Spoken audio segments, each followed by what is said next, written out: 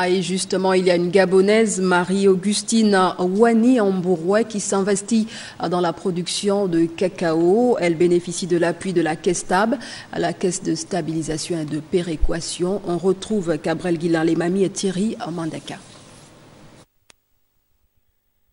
La Caisse de stabilisation et péréquation, Kestab, a initié depuis plusieurs mois un vaste programme de réformes en vue de relancer de manière durable la production du cacao et du café. Parmi les bénéficiaires de cette initiative, cette compatriote qui s'active au quotidien dans la culture du cacao. Un projet qu'elle nourrit il y a déjà de nombreuses années. J'ai planté beaucoup d'arbres fruitiers comme vous le voyez là.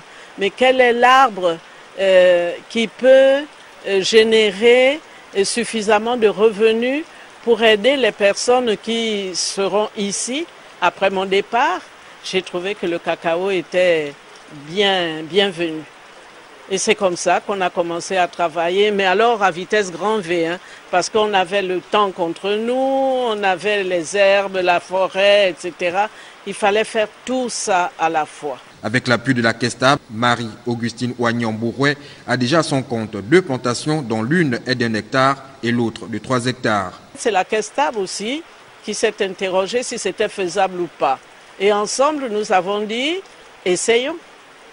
Et la Kestab a mis les moyens pour nous permettre de commencer.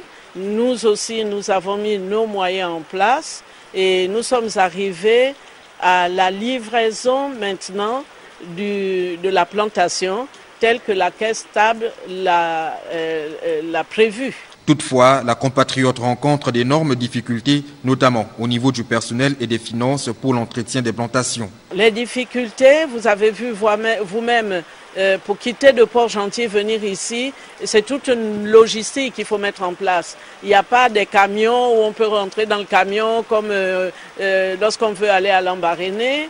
Il faut du carburant, il faut des moteurs hors bord, il faut une pirogue.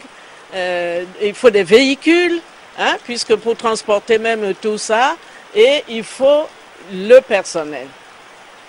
Maintenant, au niveau de Luanda même, puisque nous parlons du village Luanda, au niveau de Luanda, il nous faut du personnel, mais le personnel agricole coûte cher.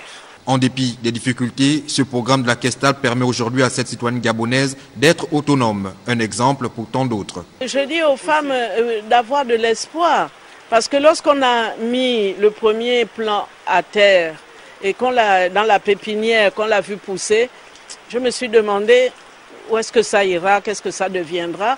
Aujourd'hui, on voit vraiment le cacaoyer qui prend forme, les bananiers qui ont des régimes, vraiment. Je sais qu'il y a des femmes qui font encore plus, qui donnent beaucoup plus d'efforts.